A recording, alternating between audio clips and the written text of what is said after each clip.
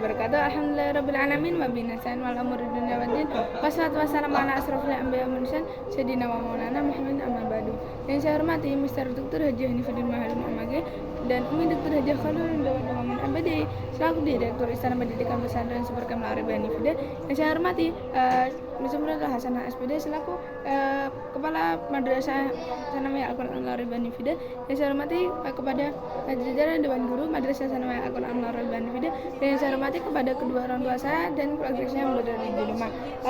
Perkenalkan, nama saya Arif Hafifi, saya dari kelas 7 MTS Al-Quran Arif Hanifuddin.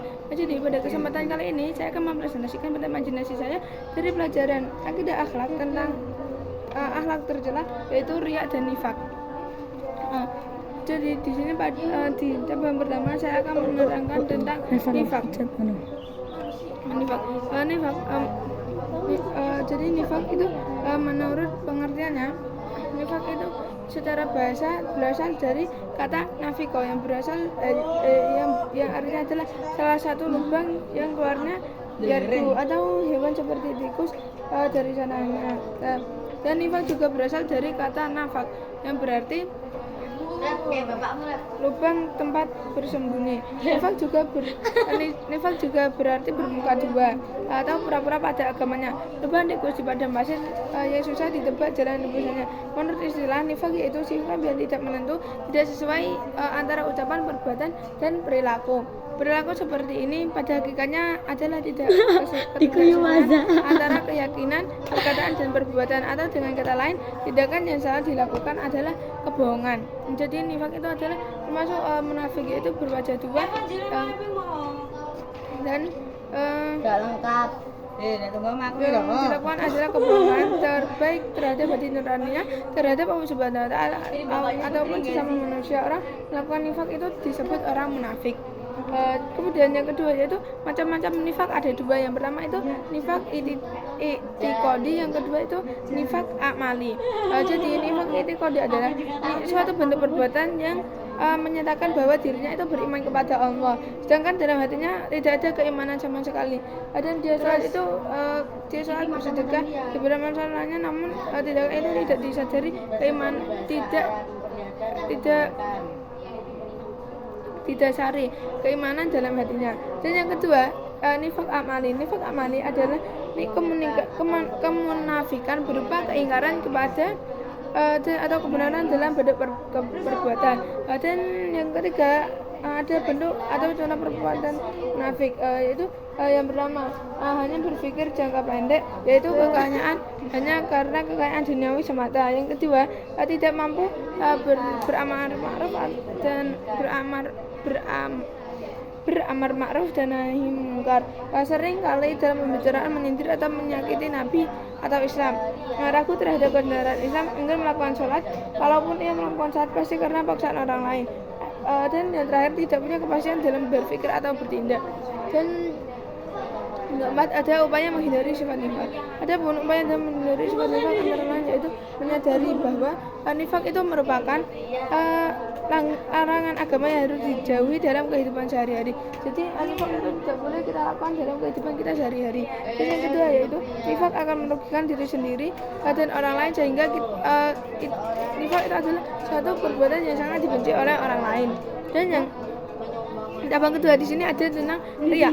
Riya menurut definisi atau pengertian, riya dalam bahasa Arab artinya memperlihatkan atau memamerkan. Secara istilah, riya yaitu memperlihatkan sesuatu kepada orang lain, baik barang ataupun perbuatan baik yang dilakukan dengan maksud agar orang lain itu melihatnya atau membicarakannya. Kebaikan sungguh yaitu perbuatan yang walaupun kebaikan itu berupa amal ibadah kepada Allah Subhanahu wa Ta'ala. Orang yang sum'at dengan perbuatan baiknya berarti ingin mendengar pujian orang lain dan terhadap masyarakat, terhadap kebaikan yang ia lakukan. Dengan adanya pujian tersebut akhirnya masuklah nama baik yang didengar masyarakat. Yang kedua ada macam-macam riya. Macam-macam riya itu ada dua. Yang pertama riya jali dan yang kedua riya khafi. Riya jali yaitu ibadah atau kebaikannya yang sengaja dilakukan di depan orang lain dengan tujuan agar dipuji. Yang kedua riya khafi, yaitu melakukan ibadah kebaikan secara tidak terang-terangan tapi dengan maksud agar ia dihormati dan dimuliakan oleh masyarakat. Yang kedua ada, yang ketiga itu ada bentuk riya. Contoh bentuk perbuatan riya itu contohnya agar ada seseorang itu menyumbangkan suatu dana di masjid agar dia itu dipuji oleh orang lain. Dan contohnya seperti seorang siswa yang melaksanakan sholat duha atau sholat duhur dengan maksud agar dia itu diberi nilai lebih oleh gurunya. Dan yang keempat, adapun akibat negatif riya yaitu akibat dari riya yaitu bisa menghapus amal baik kita dan menghindarkan mendapatkan dosa besar, karena riya itu termasuk perbuatan syirik kecil dan mengumumkan dan tidak sama dari bahaya kekafiran, karena riya sangat sangat dekat dengan sikap kafir.